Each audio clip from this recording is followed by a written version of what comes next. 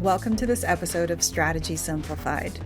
Today we get to talk with Varun Madan, a senior manager with Deloitte based out of Chicago. As an Indian national, Varun made various strategic decisions that helped provide the opportunity to eventually relocate and be based out of the US. So international candidates, listen up. And if that's not your profile, this conversation still has a lot of good nuggets of information.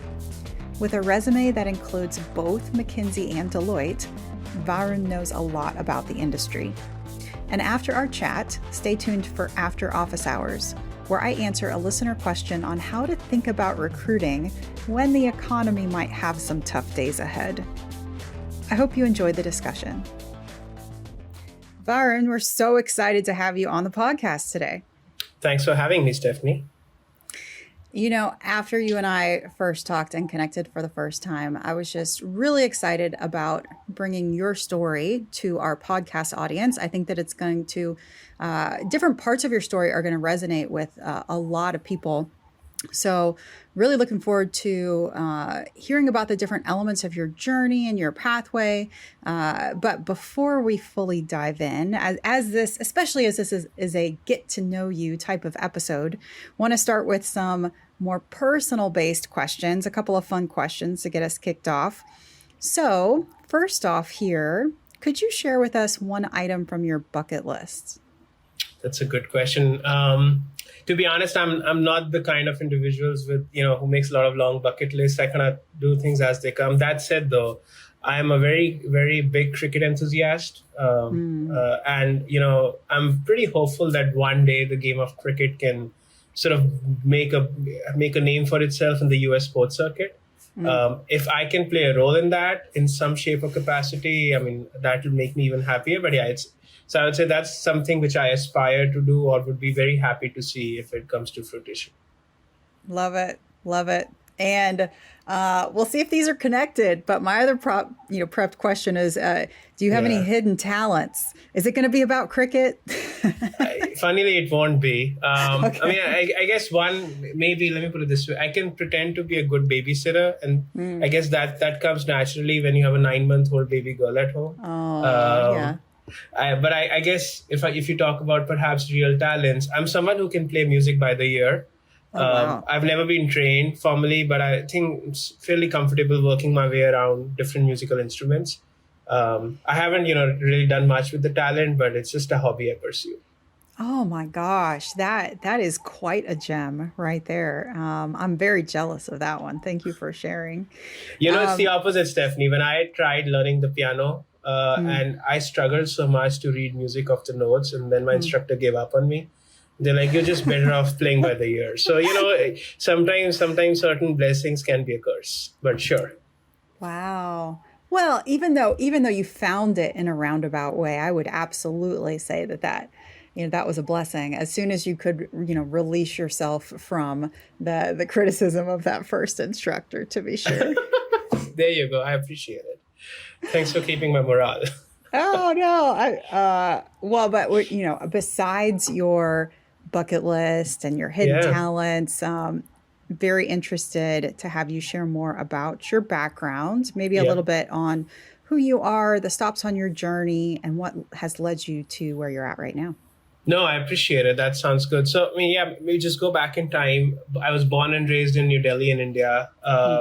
I did my undergrad in business studies out of University of Delhi. I chuckle when I say this. I was 20 years old when I first joined McKinsey and Company. I was an analyst in the strategy practice. Great 2 years at McKinsey was a great foundation for me from just understanding how businesses worked, how professional services is delivered, how large organizations think about growth. I think I was lucky in some ways to have a good set of mentors, colleagues around me, who really invested in me and ensured that I get good set of experiences. So did that for a couple of years.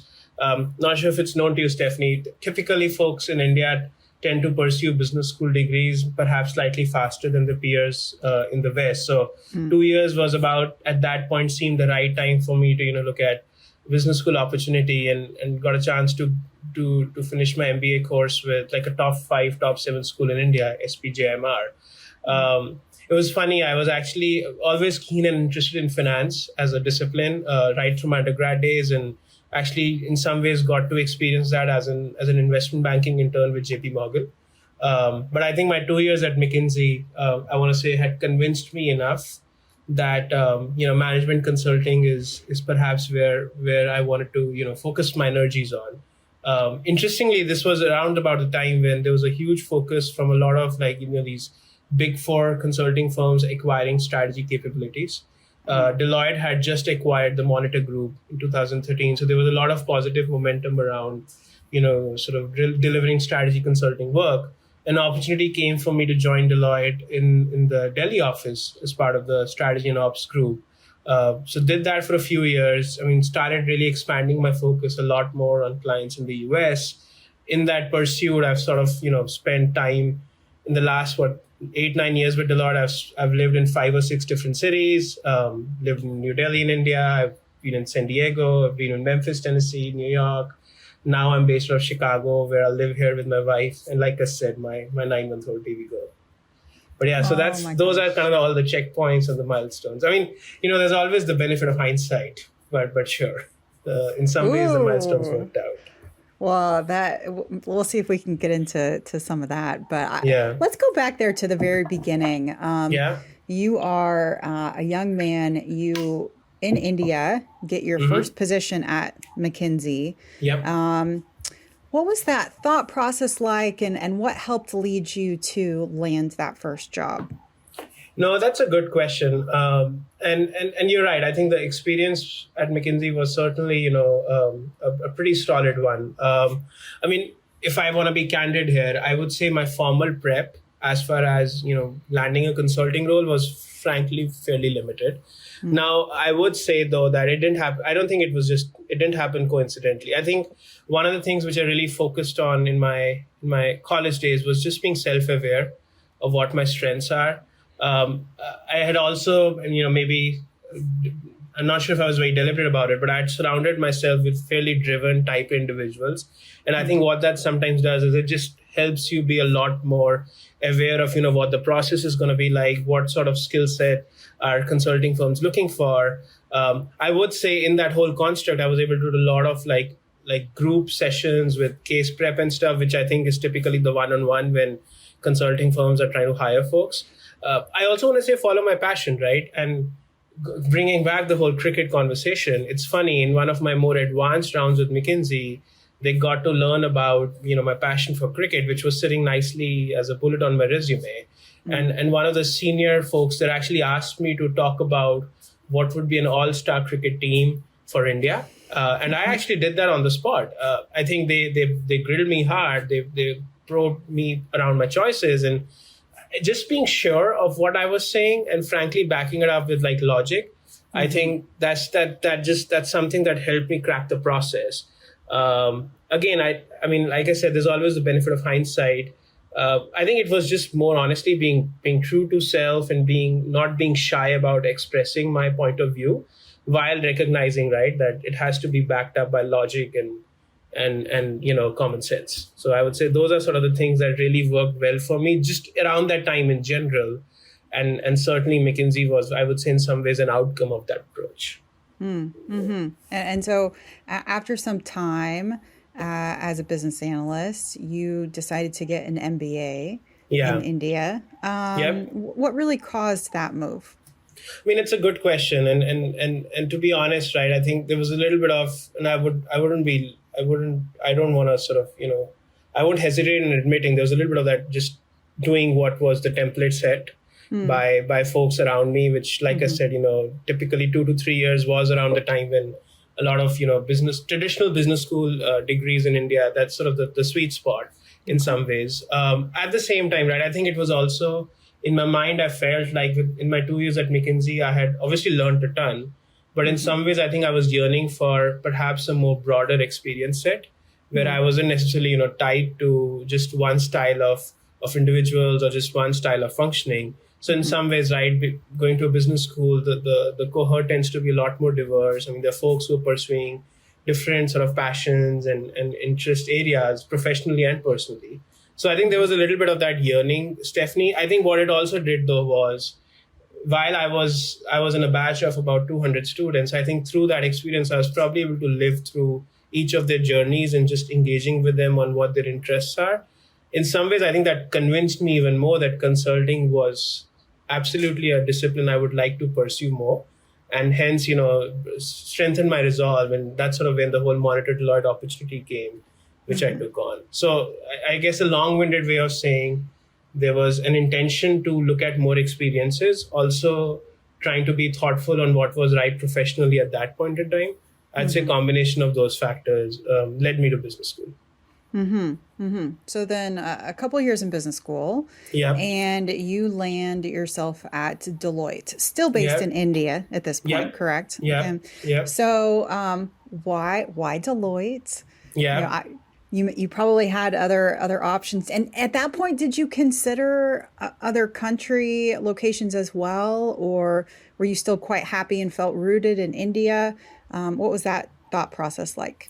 No, that's a fascinating question, Stephanie. So, I mean, I would say, and just reflecting back 9-10 years ago, I mean, there were a bunch of other consulting firms that had certainly shown, some level of interest given my background, right? And I think what was unique, what was consistent with most of them was that they were all focused on the India market, meaning, this was consulting primarily for clients in India, maybe an element of Asia. I think Deloitte in some ways was unique in that the role that they were offering was certainly in their India office, but was geared towards serving a lot of the client work that practice did was US focused. So I would say there was certainly an intention that I had. I think maybe it was just my time at McKinsey, just, the general value system that I grew up with, where I certainly did not want to be cocooned into one geography. And my mindset was that, there's a lot that I can learn just by serving clients that are bigger in scale, much more multinational. There's obviously a business element to it. There's a cultural element to it. So I think there's a lot of that I think excited me about it, about the opportunity at Deloitte. I mean, at that point, again, I keep saying there's a benefit of hindsight. At that point, it wasn't that I was sure of, ultimately landing up in Chicago. I think the intentions were, I'm going to take the next couple of years, really focus on, building my consulting reps. Obviously, McKinsey gave me a foundational start, but my roles at Deloitte were a lot more involved. I was certainly much more, there was a more senior role in my ability to deliver impactful work for clients.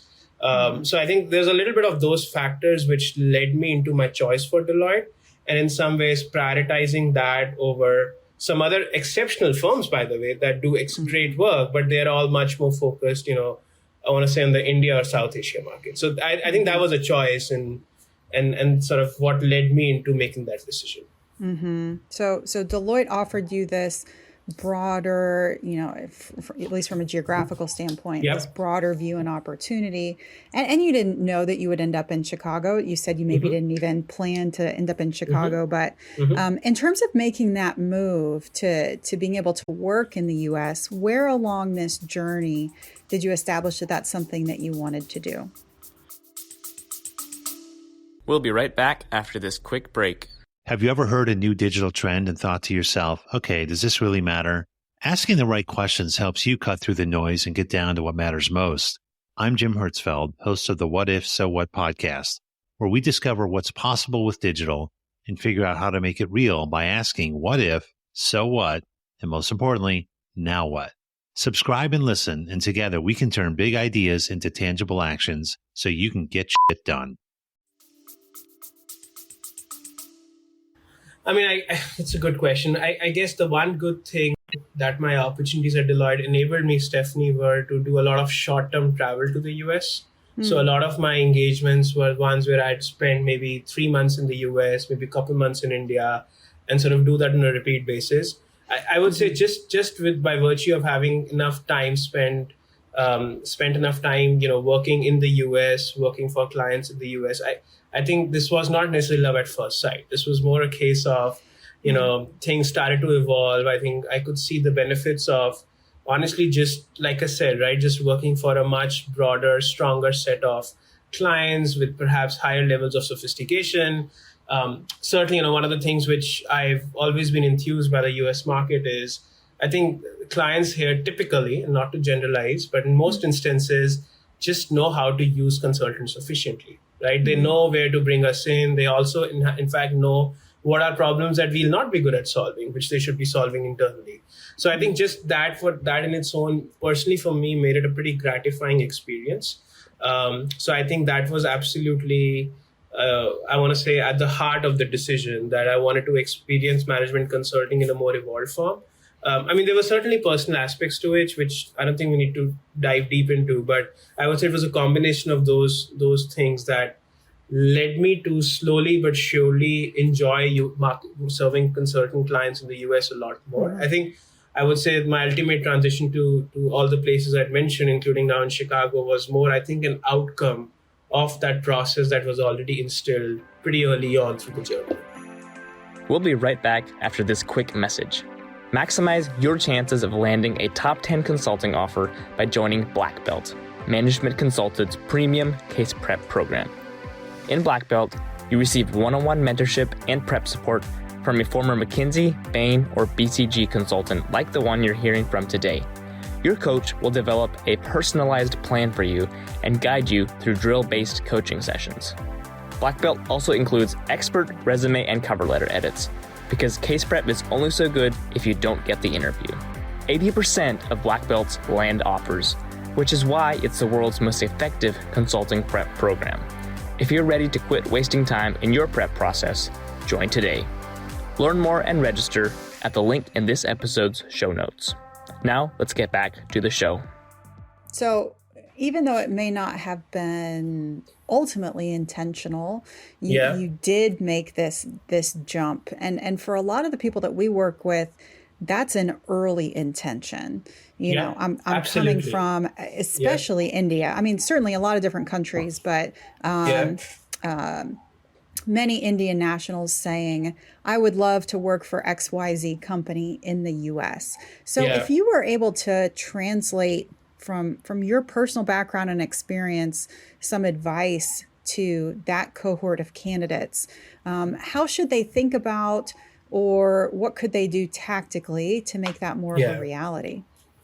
Oh, that's a good question. So maybe I like how you break it down. I mean, I think there's an overall sort of more strategic aspect to this, and I guess there's some tactical good to knows, right? I mean, honestly, and this may sound like a cliche, but at the heart of it is just persistence, right? I mean, I've obviously made the transition, but I know of several folks who, successfully transitioned into similar sort of opportunities like me, not just at Deloitte, but at other consulting firms too. And I think the one unique thing that ties, frankly, all these stories in my mind is just persistence. I think it trumps a lot of other attributes and skills, which I think you can develop, through the right levels of training and experience. I think the other thing which I would certainly want to talk about is, just being more open to different experiences, right? I mean, the US market, or frankly, just more developed markets, tend to be very different culturally compared to, what it is like doing business in India. I mean, I think we already talked a little about the level of client sophistication. I mean, the other thing I would say is that it's unique in that it's a pretty flat structure, right? There's less hierarchy, I guess, in the US ways of working than maybe it is in parts of Asia. But at the same time, it needs to be complemented with extremely high levels of empathy. I mean, you have to acknowledge the fact that the general diversity in the US workplace setup is perhaps the highest in the world. I mean, Stephanie, I recall a funny story, just going off tangent, but I was once sitting in a Deloitte team room of 12 individuals. 11 of us were born outside the US. And then the 12th person who was born in the US in Missouri was a second generation Indian American. Wow. Just to give you a perspective, right? So I guess it was the reason I wanted to share that was, it was more just the openness to experiences and recognizing that, different folks will have different point of views on the same exact question, and being deliberate about making choices that allow you to embrace that ambiguity. Right? I think that's just something which I've seen pretty consistent in all the folks who've made this transition geographically in a successful manner. I mean, listen, it's going to be a cultural adjustment, right? I mean, no matter which way you spin it, there has to be a level of cultural adjustment. I think it's also about being intentional in your choices, right? In my case, what worked well for me was post-business school joining a consulting practice, which was organically more focused in the US. So it meant creating opportunities, right?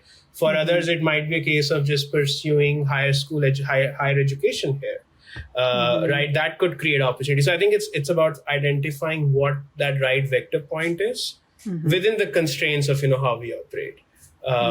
So I would say that's sort of maybe slightly verbose, but like a strategic lens. I say tactically, again, I think the first thing which anyone who wants to, be successful getting into consulting or transitioning over to the US is just being more thoughtful and understanding, that the consulting ecosystem is evolving. I mean, Stephanie, even from the time when you and I started our consulting careers back in the day with McKinsey to looking at how the kind of questions the clients are asking, I think there's a huge difference. So in some ways, right, being deliberate about the skill set folks are acquiring, right? I mean, if there is a natural shift from good old days of strategy to transformation, finding skills that empower you to do that type of work, right? Embracing technology, because frankly, technology is disrupting how we deliver work as consultants in a manner that I personally won't have imagined even 10 years ago. So I think just being aware of those shifts and then tactically finding experiences that help you, capitalize on those shifts as opposed to, playing catch up. I think that can go a pretty long way also in my mind. And, frankly, being successful in consulting and making all these transitions we talked about. You hit on so many great things there. But actually, Varun, what I want to do here for a second is flip the initial question on its head. Is there anything that you miss about doing business in India? That's a deep question. I mean, I do miss. I guess it's a funny one, Stephanie. I think sometimes structure and sophistication can curtail innovation, right? I think the one takeaway that I've had from either working in India or serving clients in Asia is I think they can perhaps sometimes be flexible and maybe more flexible for their own benefit. In certain cases, I think that same level of agility can breed innovation. So sometimes I think keeping things simple is better than trying to have a lot of structure in certain situations. So I guess that's the one aspect which I try. That's something which I think is something which we can even borrow a lot more whilst working here. And I try to inculcate that sort of thematic in my teams and with my junior team members and whatnot. I mean, second, I think culturally, because I have spent 70% of my life in India, I think there's obviously a level of comfort that I think comes more naturally, which I think can also translate into doing business. But again, like I said, I think the unique thing about the US ecosystem is it's so diverse. It's in a lot of ways so welcoming of different perspectives that I don't really miss that. But obviously, the more of it, the better, right? In a lot of ways.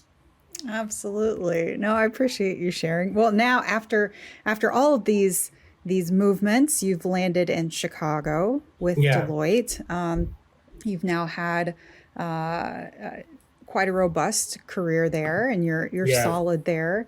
For those candidates who might be looking at Deloitte specifically, what could you tell us about who is it that makes a good consultant to work at Deloitte? And then if there's any recruiting tips that you have.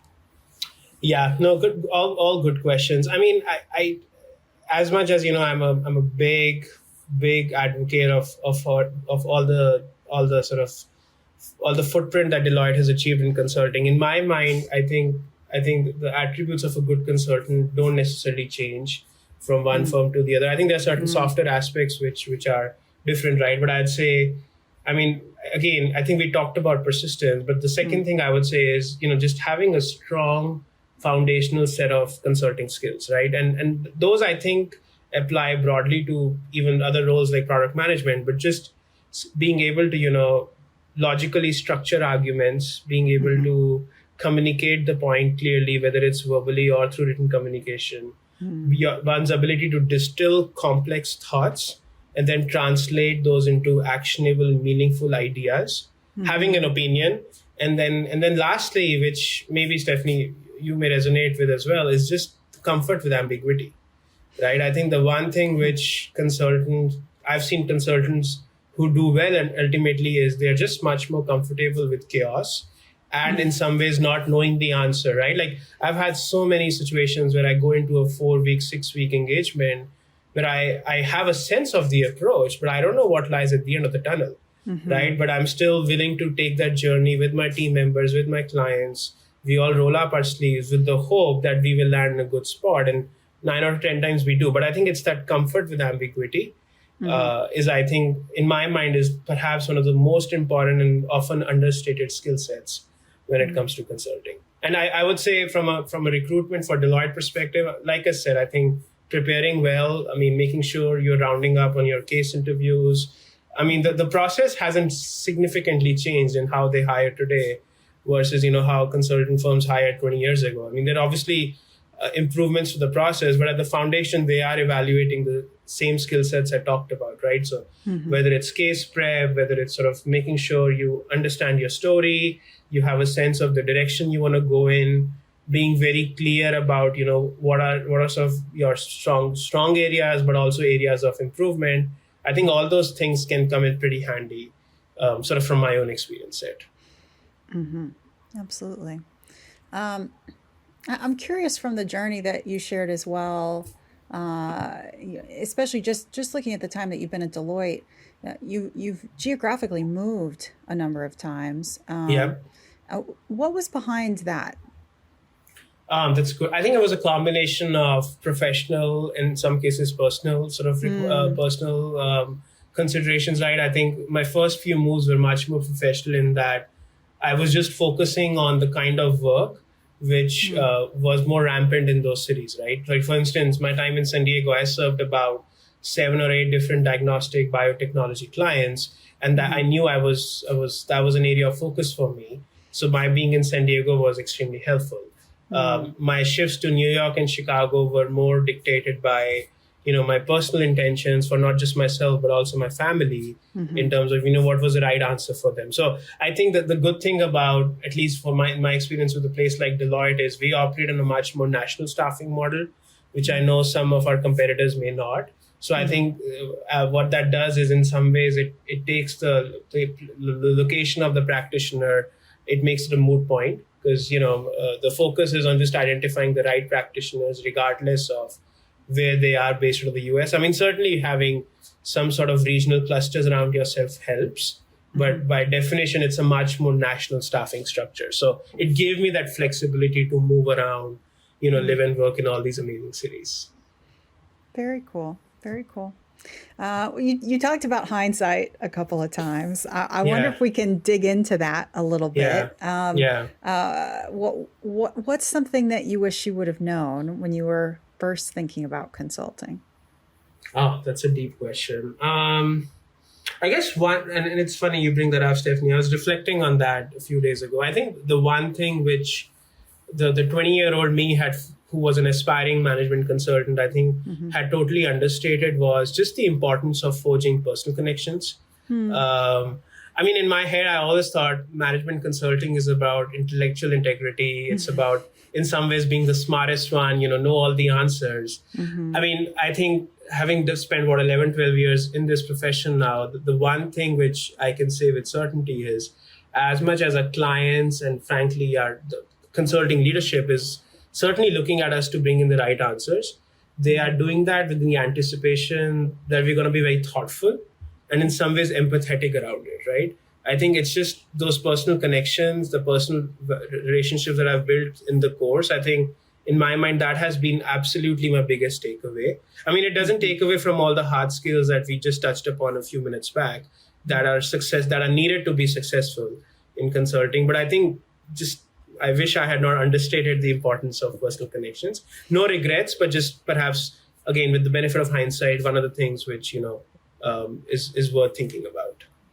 Varun, I have to agree. It took me a few years to really wrap my head around the value of that. Absolutely.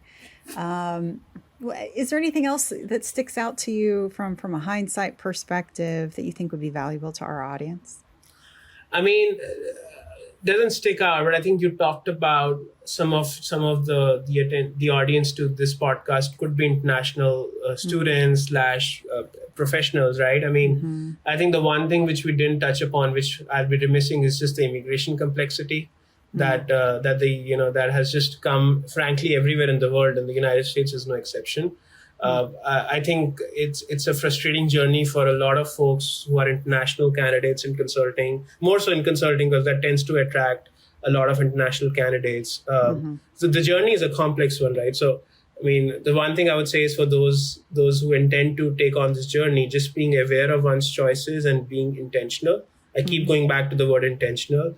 And I think in some ways trying to plan ahead, right? I think there are folks may not realize, but there are a lot more choices baked into sort of what steps they are taking to circumvent some of these non-controllables, like I call them, and just being thoughtful around them, I think is helpful. At least it was helpful to me as I undertook that journey. I think we could say from our perspective, it's certainly turbulent, and even from firm to firm, from year to year, there are different decisions being made. And so it's not to say that it's a lottery, but there's a little bit of luck involved in terms of your timing, and which all leads me back to your earlier advice on persistence and intention, right? Oh, absolutely. So maybe this isn't the exact moment in time when that's going to be easiest, but continue trying, and doors keep the eyes on the prize. Keep the eyes on the prize. But anything else that we haven't covered that you'd like to speak to today? No, I really enjoyed the dialogue, Stephanie. Thanks for having me.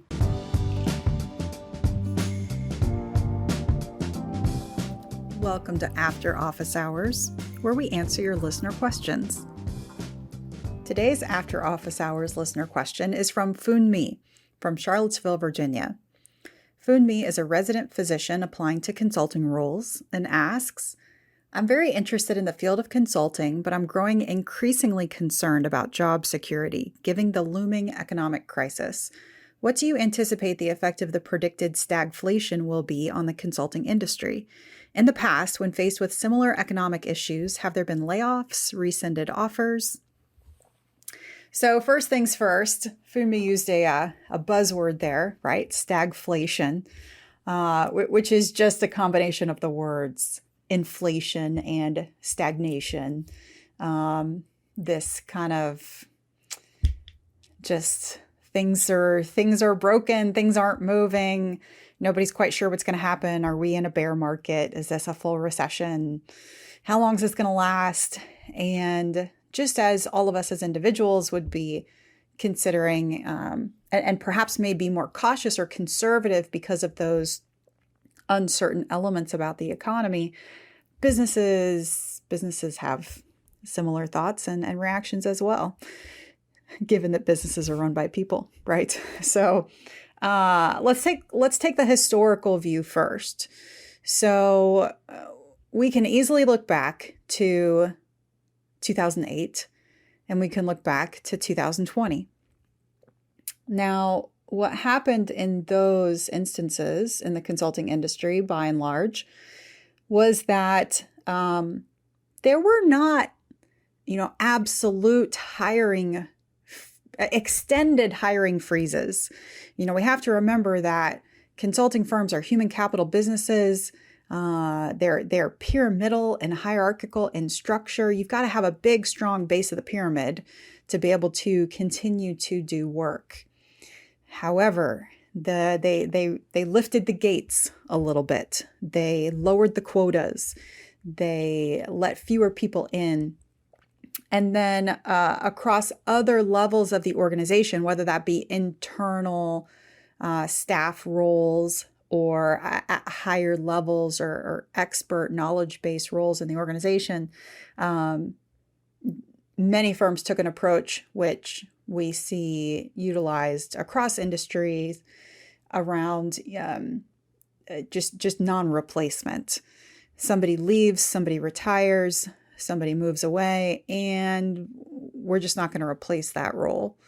leaving empty and open positions, kind of causing additional stress on the org chart as a whole, as that person's core and key responsibilities have to be picked up by others within the organization. When you put these two things together, it produces a recruiting engine, which is still on, but it's not at full steam by any means. And of course, one prediction that would cause these types of changes would be that there will be less consulting work to go around in the industry in these times of downturn and recession. But surprisingly enough, as we look across particularly the 2020 recession, but also 2008 as well, the consulting industry overall did not suffer. And especially when we look back just across the COVID era, there was almost a boon in demand, which caused short to medium term stress on many consulting firms who did not have their recruiting engine at full steam, and then saw demand outpacing supply. So I'm hopeful that, because that COVID era is only in the very recent memory, that here sitting in the summer of 2022, any short to medium term actions to reduce the power of that recruiting engine would not be overly conservative. I can tell you for sure that it's not going to shut down completely. And it hasn't in the past, looking at that historical view. But I'm hopeful that we will learn from these past and recent experiences to be able to see and say, we know eventually the economy will bounce back, and we know even in the interim that there will still be demand for our services. Client questions and our projects may need to look different or change focus for a little while, but the problems aren't going away. And especially when we're talking about operations-driven consulting, cost cutting, driving to create efficiencies in services and processes, et cetera. Those problems only become more poignant in a challenged economy or a downturn economy. So the need for consulting is not going to go away. The projects aren't going to go away. And well-established firms hopefully will not respond in the future with limiting their recruiting too drastically. So I've heard zero examples over the years of rescinded offers. I have heard some examples of offer terms changing slightly, but that would be a huge ding in terms of kind of brand equity and integrity to fully rescind a given offer.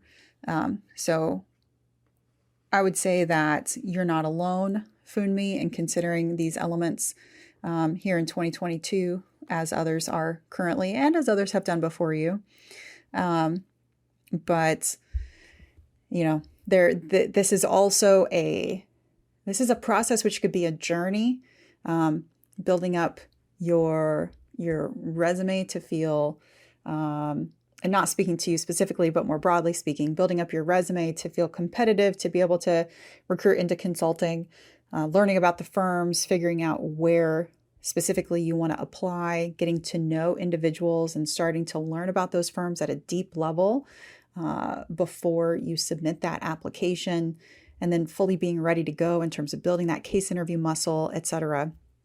So I would say there's no reason to wait on starting that journey. So I hope that that you can continue to lean in and invest in yourself and invest in this process.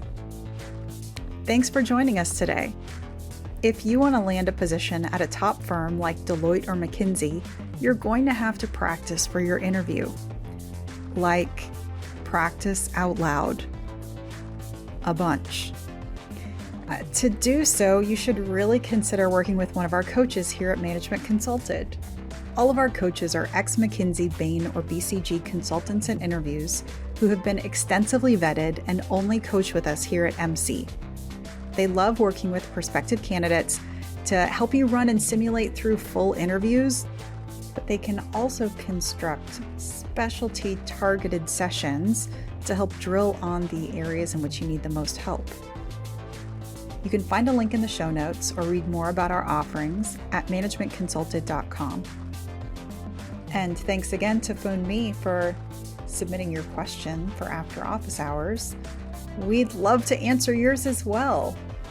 Send us any questions that you have about breaking into consulting, the interview process, or anything related to the industry. We'd love to answer it on the podcast. Email us your question, podcast@managementconsulted.com. I'd love it even more if you sent in a voice note. Just open up the voice memo or voice recorder app on your phone and record yourself asking the question. Make sure to include your name, location, and question. And then you're going to email it to us at podcast@managementconsulted.com. We'll see you next time.